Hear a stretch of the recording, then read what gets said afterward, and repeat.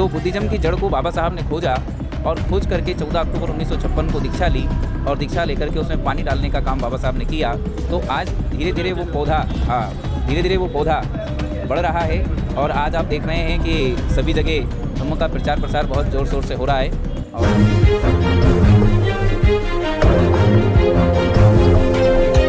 कि बौद्ध धम्म भारत देश से कैसे गायब हो गया, तो इतिहास में हम पढ़ते हैं तो 185 ईसा पूर्व में इस देश पर बृहद्रथ राजा राज करते थे और वो मौर्य वंश के 10वें राजा थे।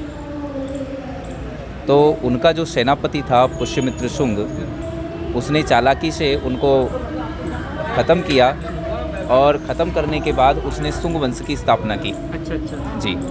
और शुंग वंश की स्थापना करने के बाद उसने जो हमारे बौद्ध भिक्षु थे उन भिक्षुओं का सर कलम किया और एक भिक्षु का सर कलम करने के लिए उसने 100 स्वर्ण मुद्राएं का इनाम रखा कि जो भी एक भिक्षु का सर कलम करके लाएगा उसे 100 स्वर्ण मुद्रा दी जाएगी। तो इस तरीके से जो है हमारे भारत देश से बौद्ध धम्म ख़त्म हुआ, उसका पतन हुआ और कुछ भिक्षु जो है यहाँ से विदेश चले गए, विदेश में भाग गए। तो क्या हुआ कि हमारे देश में बौद्ध धम्म के जो प्रचारक थे वो प्रचारक ख़त्म हो गए। इस कारण से बौद्ध धम्म का धीरे धीरे जो उपासकों में जो धम्म था उस कारण से बौद्ध धम्म का पतन हमारे देश से हो गया। साथ ही साथ जो उपासक बुद्धिस्ट बने थे तो वो आधे अधूरे थे, वो पूरी तरीके से बुद्धिस्ट नहीं थे।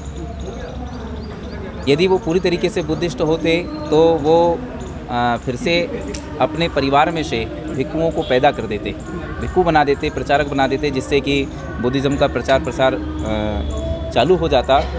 लेकिन ऐसा नहीं हुआ। तो आज भी हमारे सामने वही परिस्थिति है। आज भी हमारे यहाँ बौद्ध भिक्षु तो है, लेकिन उपासक लोग ज़्यादा तैयार नहीं हुए हैं। उपासक लोग जब पूरी तरीके से तैयार हो जाएंगे, समर्पित हो जाएंगे, तो उपासक लोग अपने में से, अपने परिवार में से बौद्ध भिक्षु तैयार करेंगे।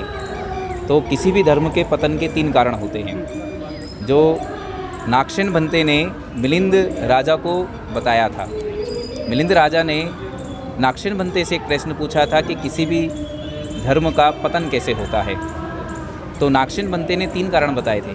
पहला कारण बताया था कि उस धर्म का पतन होना तय है जो सत्य पे आधारित ना हो, उस धर्म का भी पतन होना तय है। दूसरा कारण ने बताया था कि जिस धर्म के विद्वान प्रचारक ना हो, और मान लो प्रचारक है लेकिन वो प्रचार प्रसार ना करे, तो उस धर्म का भी पतन होना तय है। तीसरा उन्होंने कारण बताया था कि जो आस्था स्थल है यानी बौद्ध विहार है, तो बौद्ध विहार का नहीं होना ये भी एक धर्म के पतन होने का कारण है।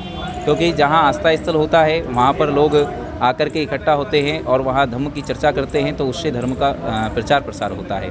तो हमारा जो धम्म है वो धम्म का भारत देश से पूरी तरीके से तो पतन नहीं हुआ था, लेकिन उसकी जड़ जो है बाकी थी। ऊपर ऊपर पतन हो गया था पेड़ का, लेकिन बुद्धिज़्म की जड़ बची हुई थी। तो बुद्धिज़्म की जड़ को बाबा साहब ने खोजा और खोज करके 14 अक्टूबर 1956 को दीक्षा ली और दीक्षा लेकर के उसमें पानी डालने का काम बाबा साहब ने किया। तो आज धीरे धीरे वो पौधा बढ़ रहा है और आज आप देख रहे हैं कि सभी जगह धम्म का प्रचार प्रसार बहुत ज़ोर शोर से हो रहा है और हम लोग भी लगे हुए हैं प्रचार प्रसार करने के लिए।